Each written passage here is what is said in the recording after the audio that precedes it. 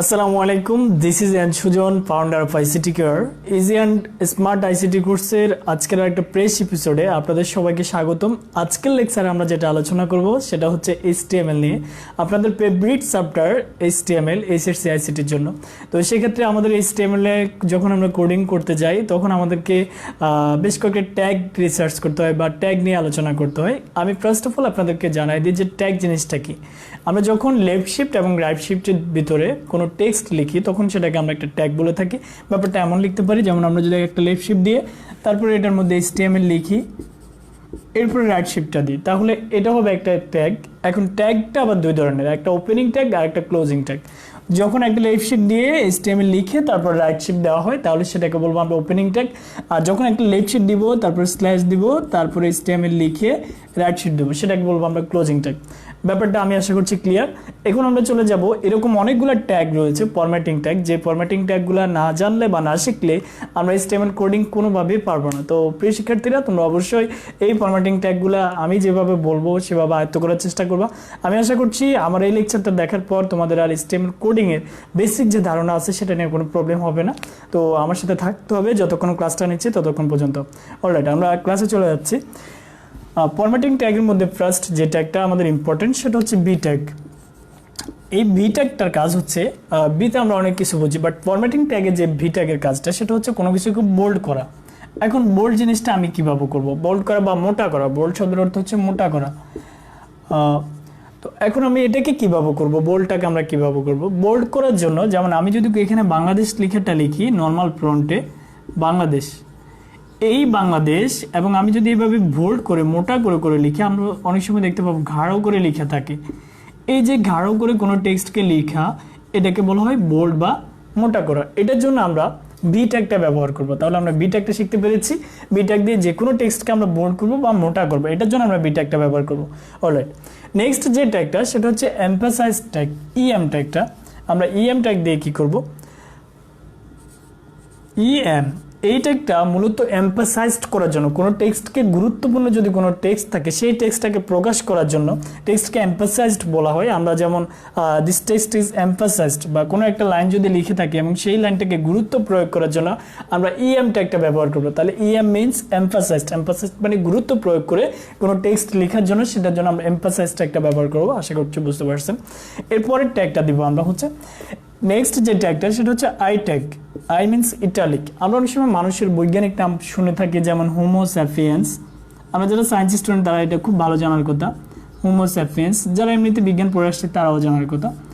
তারপরে দেখেন বুপো মেলানো স্টিকটাস, বুপো মেলানো স্টিকটাস, নাজা নাজা, এই ধরনের নামগুলো শুনে আসছে। যেমন হোমো স্যাপিয়েন্স এটা মানুষের বৈজ্ঞানিক নাম, বুপো মেলানোস্টিকটাস এটা কোনো ব্যাঙের বৈজ্ঞানিক নাম, নাজা নাজা এটা গোকা শাকের বৈজ্ঞানিক নাম, তারপর হিলসা ইলিশা এটা হচ্ছে ইলিশ মাছের বৈজ্ঞানিক নাম। এরকম বৈজ্ঞানিক নামগুলো রয়েছে, বাট আমরা আমাদের বইতে ফলো করছি কিনা দেখতে পাবেন আপনার বইতে যে বৈজ্ঞানিক নামটা লেখা আছে এটা কিন্তু নর্মাল ফ্রন্টে না, এটা হচ্ছে পুরোপুরি বাঁকা করে করে লেখা, লেখাগুলো পুরোটা বাঁকা করে লেখা। এই যে কোনো লেখার ফ্রন্ট যদি বাঁকা হয় তাহলে সেই ফ্রন্টটাকে বলতে হয় ইটালিক। ইটালিক ফ্রন্টে লেখাগুলো বাঁকা হয়।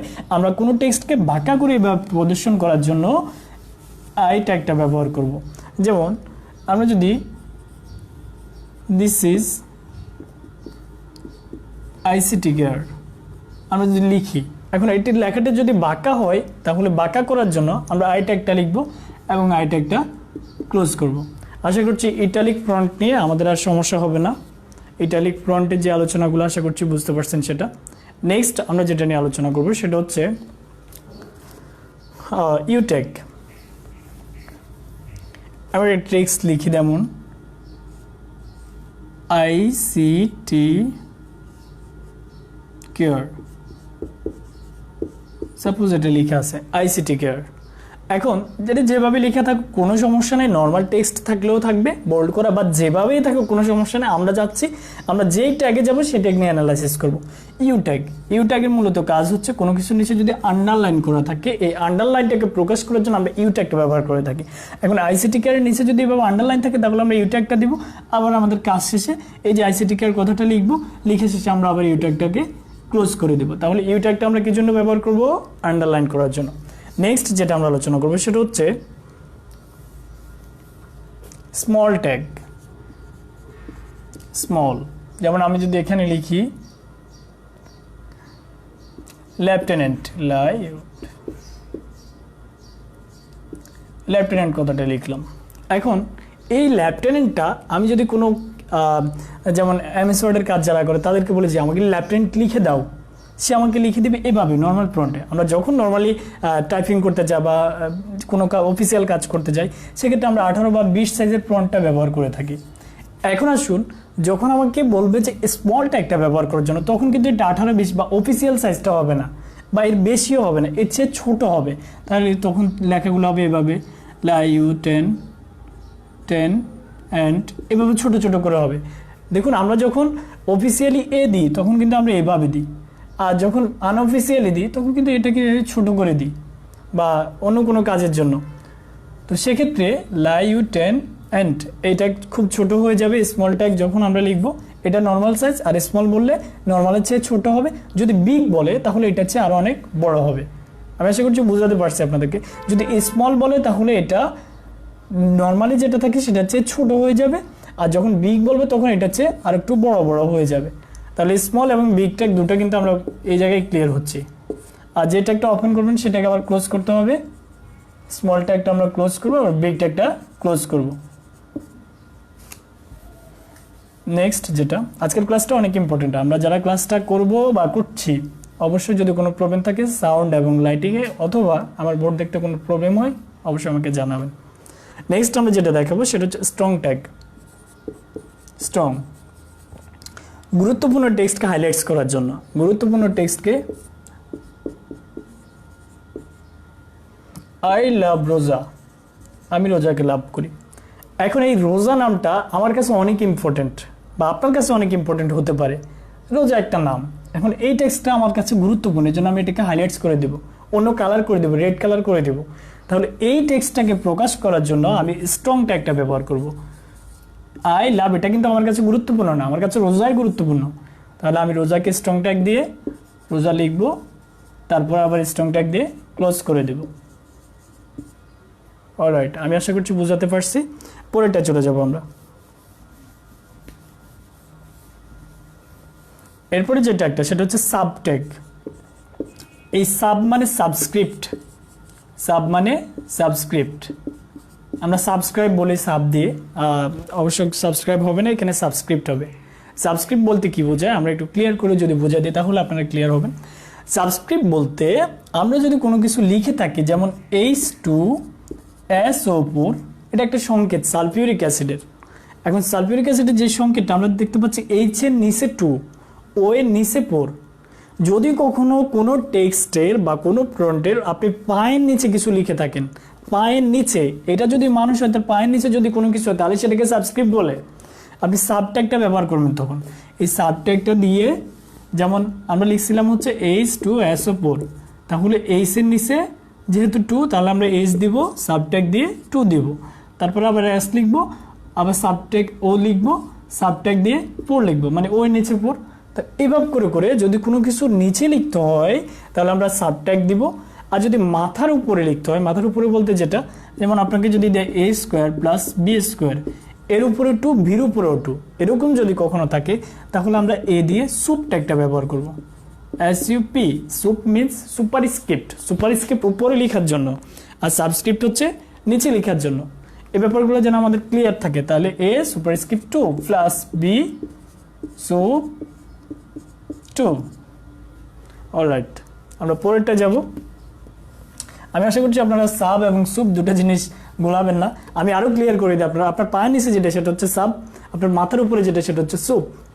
তো যখন দেখবেন কোনো টেক্সটের নিচে লিখা কিছু, যেমন আমরা এভাবেও যদি দেখতে পারি এর নিচে 2, ভির নিচে 2, তাহলে এটা সাব হিসাবে কাজ করবে। যেমন H এর নিচে উপরে 2, O এর উপরে 2, বা কিছু একটা থাকলো এরকম, ঠিক আছে, যদি ওই সংখ্যাটা এভাবে হয় না।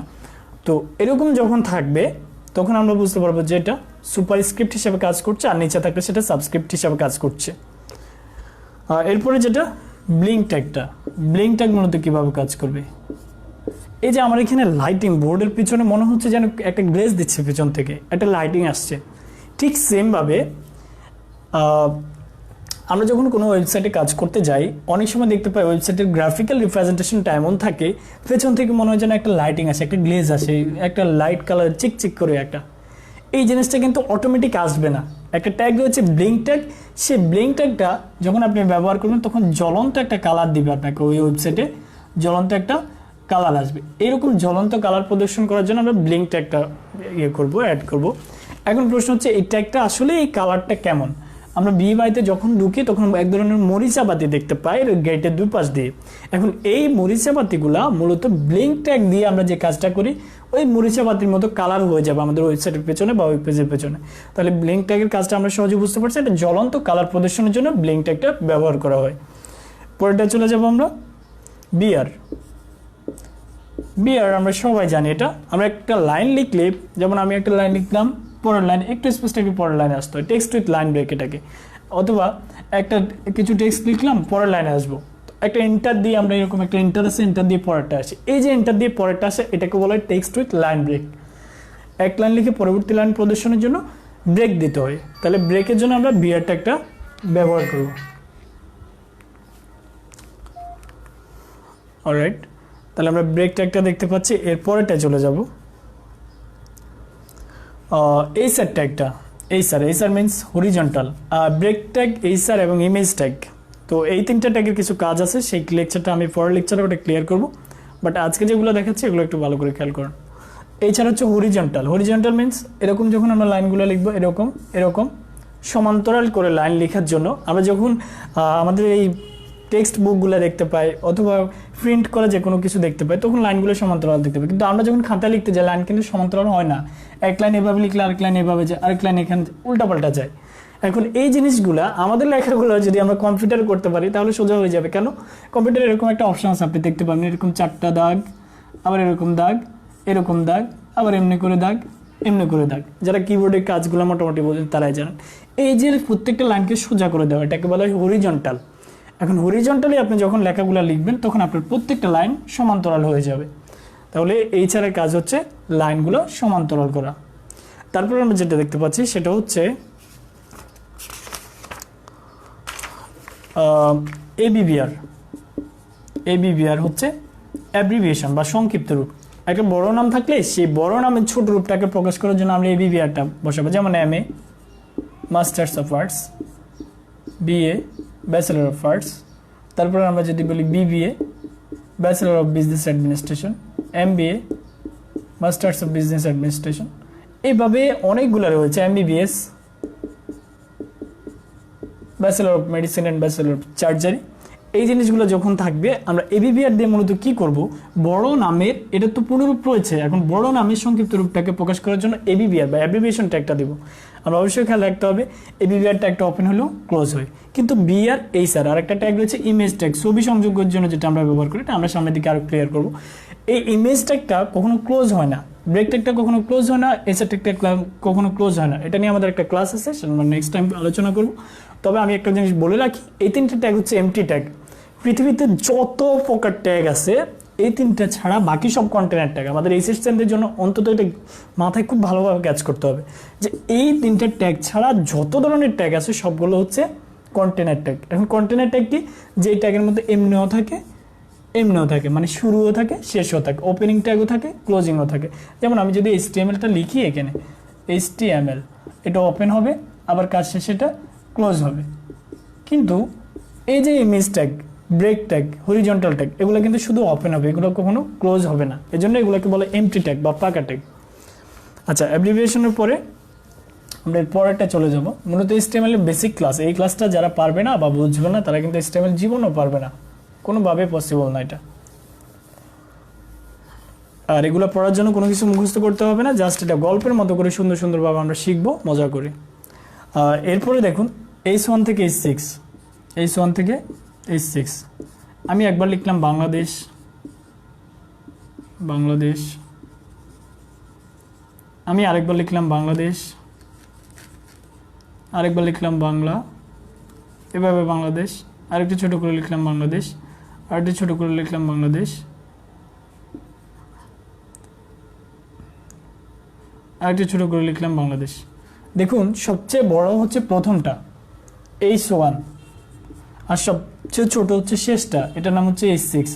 HTML হেডিং ট্যাগ রয়েছে 6টি, H1 থেকে H6 পর্যন্ত। তার মধ্যে সবচেয়ে বড় হেডিং ট্যাগ হচ্ছে H1। কখনো ভুলে H6কে বড় বলা যাবে না। কেন বলা যাবে না? H6 সবার ছোট, 1 থেকে বড় শুরু হয়। আমরা বেসিক্যালি জানি 6 নাম্বারটা সবার বড়, কিন্তু এখানে সেটা কাউন্ট হবে না। এখানে 6 নাম্বার সবার ছোট আর H1টা হচ্ছে সবচেয়ে বড়। এই জিনিসটা বেসিকটা খেয়াল রাখতে হবে, তাহলে হয়ে যাবে। আজে বাজে হাবি জাবি যা উল্টা পাল্টা বই পড়ে কোনো লাভ হবে না। বেসিক জিনিসগুলো শিখতে হবে আমাদেরকে। বেসিক স্ট্রাকচার যখন জানবো তখন আমাদের থেকে এগুলো পানির মতো সহজ লাগবে। আর এমনিতে বই খুলে রিডিং পড়ে এগুলো স্টেমের জীবনে শিখতে পারবেন না। ওকে, আমরা পরেরটায় যাব, পিটেক। এখন আসুন পিটেকটা মূলত কীভাবে কাজ করে। এই পিটেকটা হচ্ছে প্যারাগ্রাফ তৈরির জন্য, যেমন this I love Bangladesh, my country is favourite, বা মাই কান্ট্রি হাবি যাবে আপনার যা থাকে এরকম একটা লাইন দিয়ে দিল। হ্যাঁ, this is my first web page, I like C programming, I like HTML। তো এই ধরনের কথাগুলো যখন থাকবে, এগুলোকে প্রকাশ করার জন্য অনুচ্ছেদ আকারে কোনো কিছু থেকে একটা লাইন উঠে দিলে সেটাকে প্রকাশ করার জন্য আমরা ফি ট্যাগের মধ্যে ব্যবহার করব, যদি এটার ব্যবহার খুবই নগণ্য একদম। তারপরে কিউ ট্যাগ। আমরা যদি কোনো কিছু কোড করি, অপু হৈমন্তীকে বলেছে তুমি আমার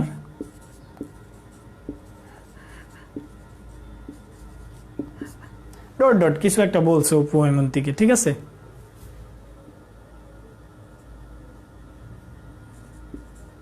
তুমি আমার সম্পদ নয়, তুমি আমার সম্পত্তি।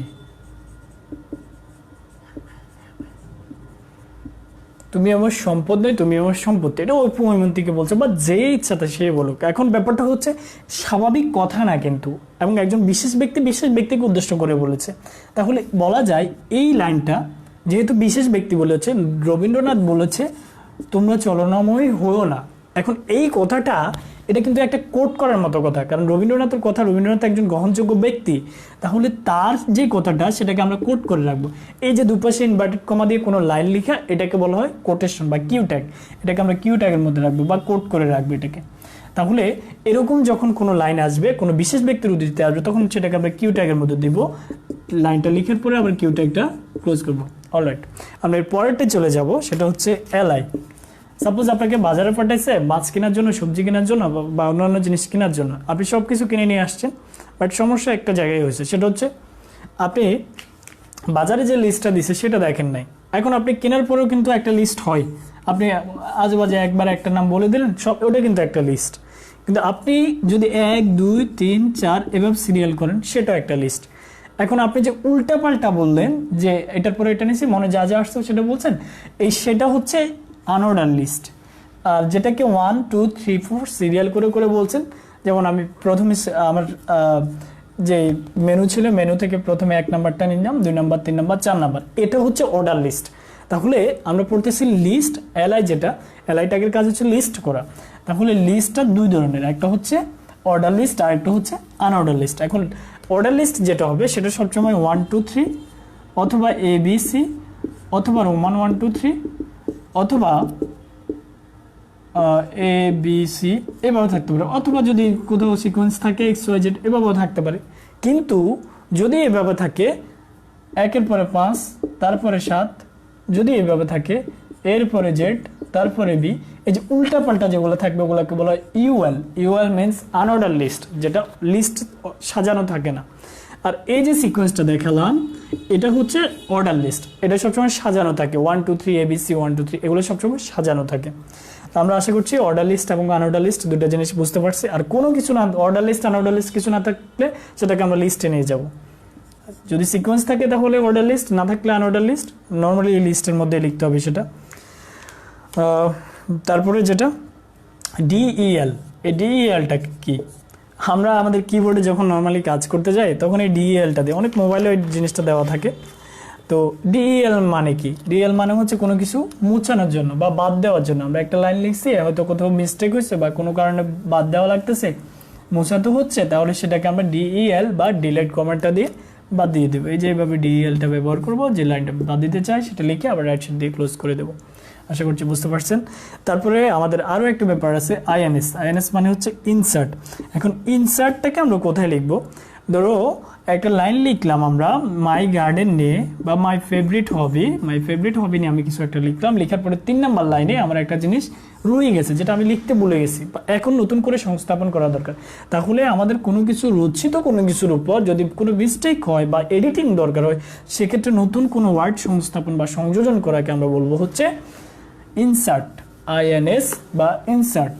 টেক্সটের ভিতরে নতুন টেক্সট প্রদর্শনের জন্য আমরা আইএনএসটা বা ইনসার্টটা ব্যবহার করবো, অথবা নতুন টেক্সট লেখার জন্য আইএনএসটা ব্যবহার করতে পারি।